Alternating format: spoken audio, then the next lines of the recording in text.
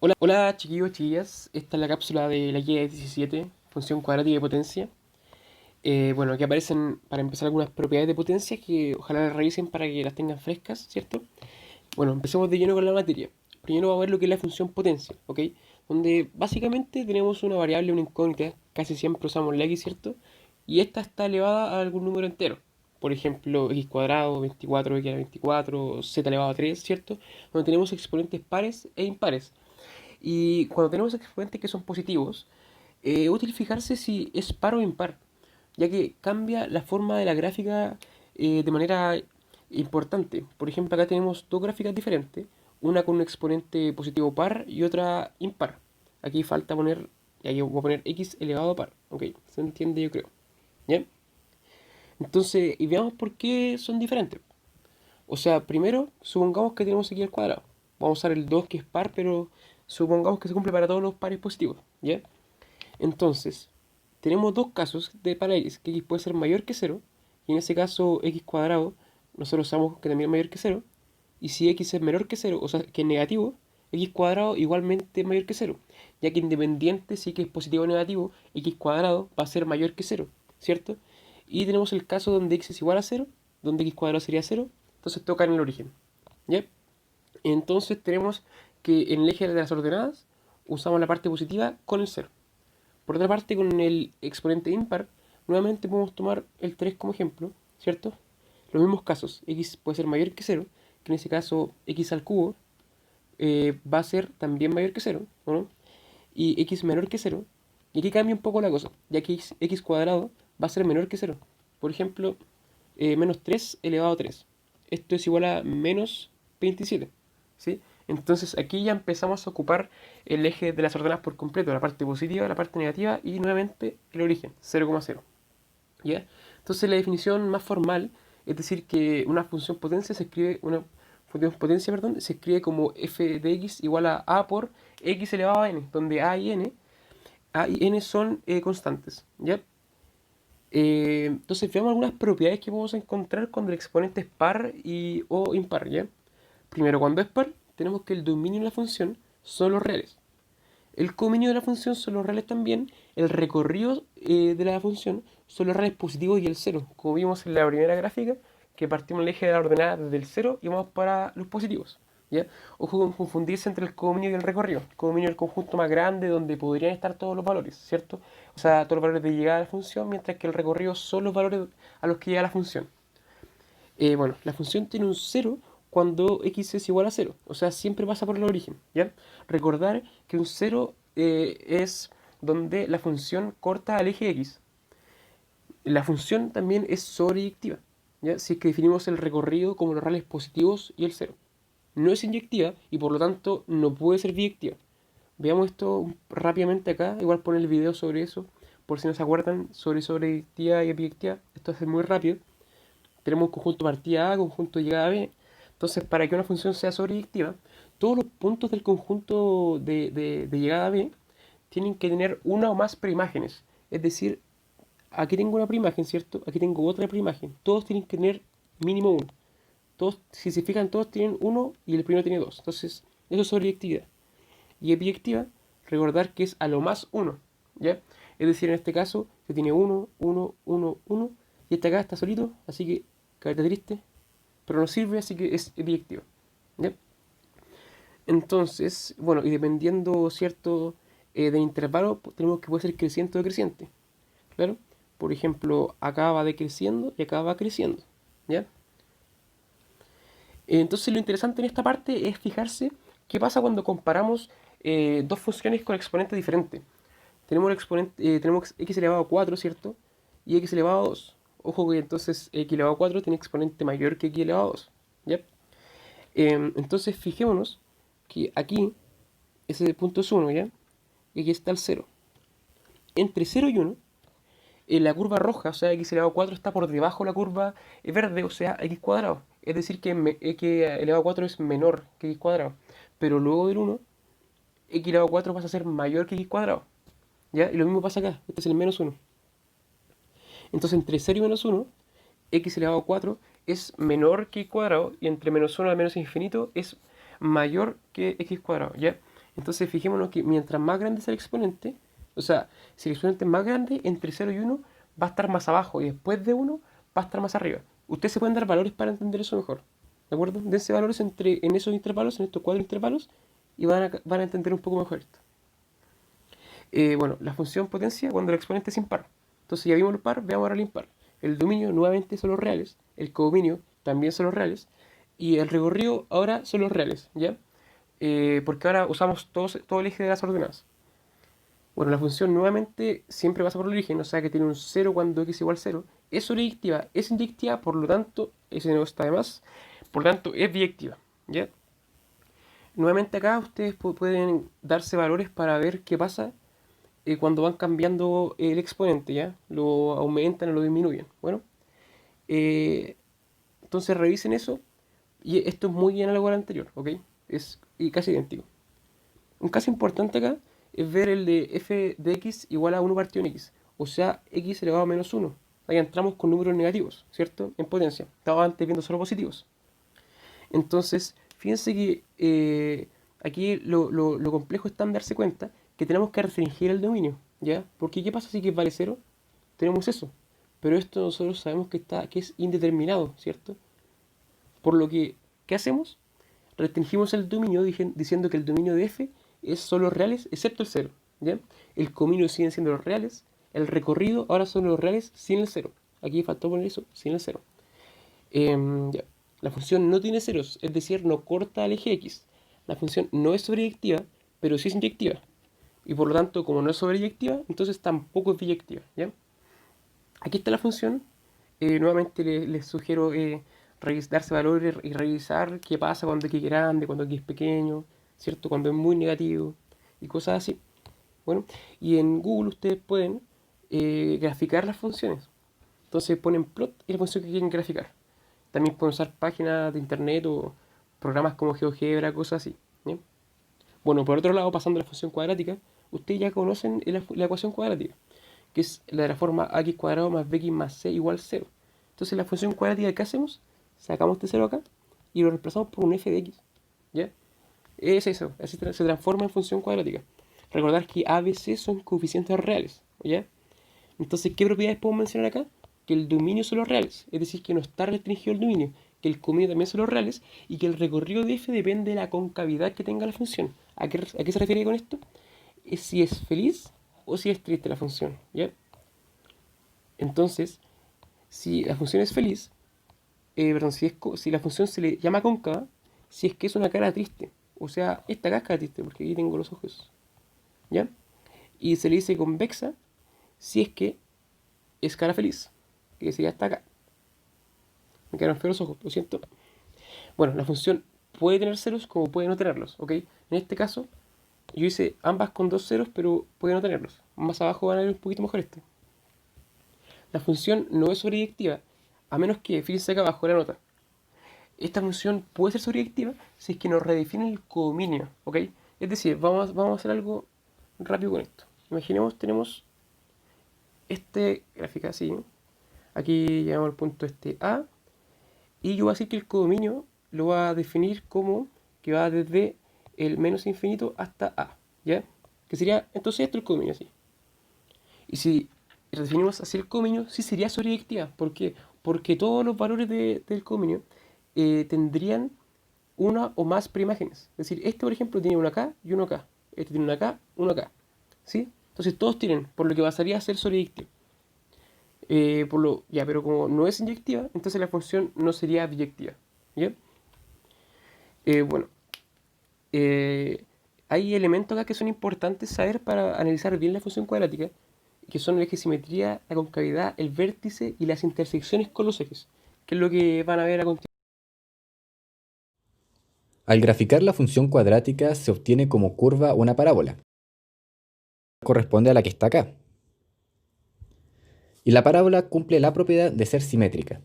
Entonces el primer concepto que veremos es el eje de simetría. El eje de simetría corresponde a la línea que divide a la parábola en dos partes, la cual una parte corresponde a la reflexión de la otra. Entonces se puede entender el eje de simetría como un espejo en el cual se refleja la curva. En el caso de las funciones cuadráticas, este eje siempre será paralelo al eje Y. Pero entonces, ¿cómo podemos encontrar la posición del eje de simetría matemáticamente? Primero debemos tener en cuenta que la expresión general de una función cuadrática es la siguiente.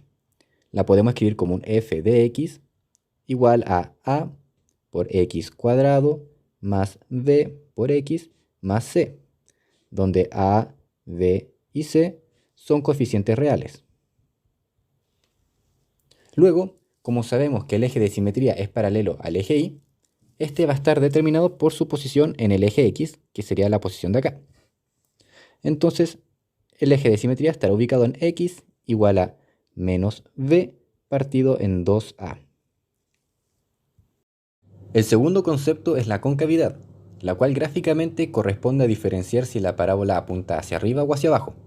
Y en la expresión general de la función cuadrática queda determinada por el signo del coeficiente a. Entonces se tienen dos casos. El primero, cuando el coeficiente a es positivo, se tiene una parábola cóncava. Mientras que si el coeficiente a es negativo, se tiene una parábola convexa.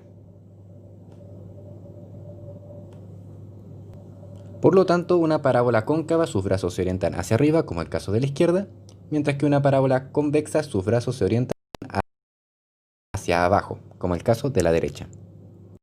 El tercer concepto es el vértice, el cual corresponde al punto medio de la parábola y por donde pasa el eje de simetría, y lo podemos calcular a través de la siguiente fórmula. Si v corresponde al vértice, entonces x sería el mismo que el de eje de simetría, por lo que sería menos v partido en 2a, como vimos anteriormente, mientras que y lo podemos escribir como 4ac menos v cuadrado partido en 4a. También el vértice puede representar el máximo o el mínimo de la parábola, dependiendo de su concavidad. Como podemos ver en la izquierda, la parábola cóncava, el vértice va a corresponder el mínimo de la función. Mientras que en una parábola convexa, como el caso de la derecha, el vértice va a corresponder al máximo de la función.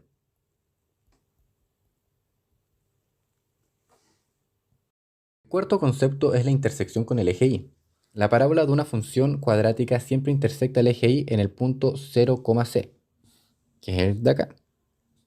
¿Y por qué? Porque si tenemos la función cuadrática f de x igual a por x cuadrado más bx más c, la intersección será cuando x sea igual a 0, x igual a 0, lo cual corresponde a por 0 más b por 0 más c. Y con esto podemos ver que f de x igual 0 es igual a c, que es el punto en donde intersecta el eje Y. El quinto concepto corresponde a los ceros de la función, que son las intersecciones de la parábola con el eje X.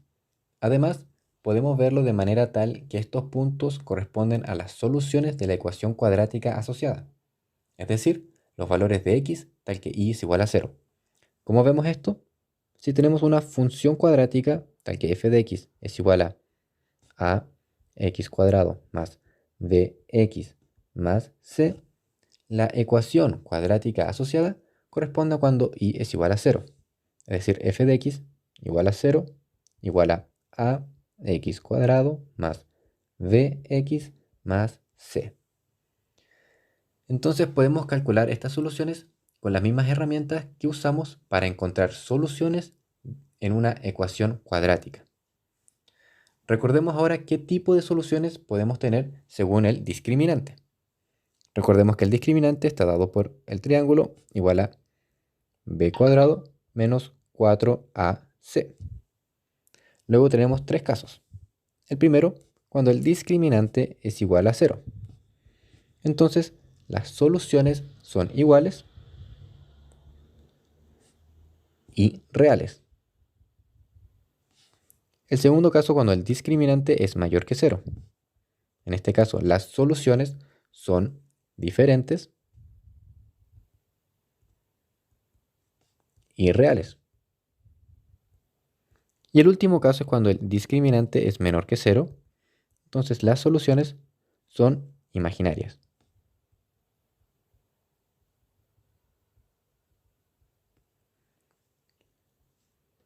También podemos ver esto de forma gráfica y mucho más fácil. El primer caso de la izquierda tenemos dos soluciones iguales y podemos observar que la parábola intersecta solamente en un punto al eje de las x, que corresponde también al vértice. En este caso, el discriminante es igual a 0. El segundo caso, como tenemos dos soluciones distintas, porque observamos que la parábola intersecta exactamente en dos puntos distintos al eje x, tenemos que el discriminante es mayor que 0. Y por último, vemos que la parábola no intersecta en ningún punto al eje x y no tenemos ninguna solución real. Es decir, que el discriminante es menor que 0. Por último, vemos un ejemplo de aplicación. Si tenemos una función f de x igual a x cuadrado más x menos 2, vamos a determinar la concavidad, el vértice, el eje de simetría, la intersección con el eje y los ceros de esta función. Lo primero que vamos a hacer va a ser determinar los coeficientes. Para ello debemos saber cómo se escribe en forma general la función cuadrática. En forma general sería f de x igual a por x cuadrado más b por x más c. Entonces, los coeficientes a, b y c de la función ejemplo corresponden a igual a 1, puesto que 1 acompaña al x al cuadrado, b igual a 1, puesto que 1 acompaña al x elevado a 1, y por último el coeficiente c es igual a menos 2, ya que es el coeficiente que no tiene ninguna variable multiplicada. Entonces, para ver la concavidad, tenemos que saber el signo del coeficiente a. Como en este caso a es mayor que 0, entonces vamos a decir que la parábola es cóncava. Luego el vértice quedará determinado por la siguiente fórmula. V sería igual a menos b partido en 2a para x, y para y sería 4ac menos b cuadrado partido en 4a. Ahora solamente quedaría reemplazar los coeficientes y encontraríamos el valor de el punto donde se ubica el vértice. Entonces quedaría menos 1 partido en 2 para x, y para y nos quedaría un valor de menos 8 menos 1 partido en 4. Resolviendo nos quedaría que el vértice se ubica en el punto x igual a menos 1 medio y para y menos 9 cuartos. Notemos que como la función es cóncava, este vértice será un mínimo.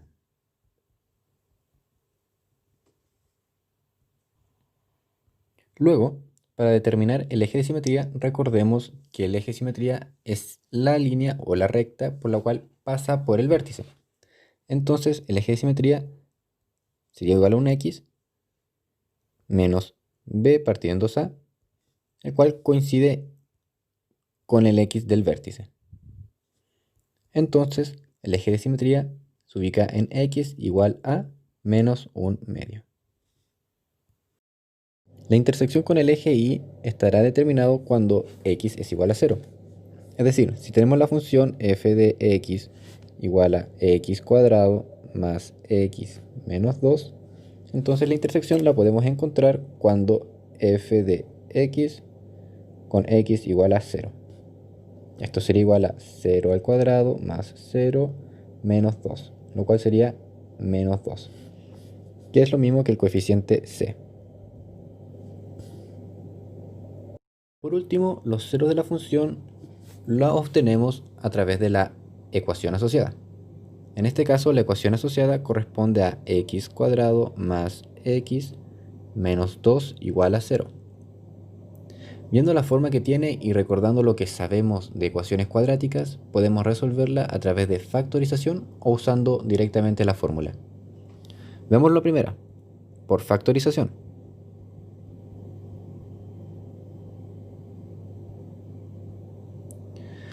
Notamos que en este ejemplo la función tiene la forma de un binomio con factor común. Entonces esto lo podemos reescribir como la multiplicación de dos binomios, tal que tenemos un X, un 1 y un 2, tal que el 1 es negativo y el 2 es positivo.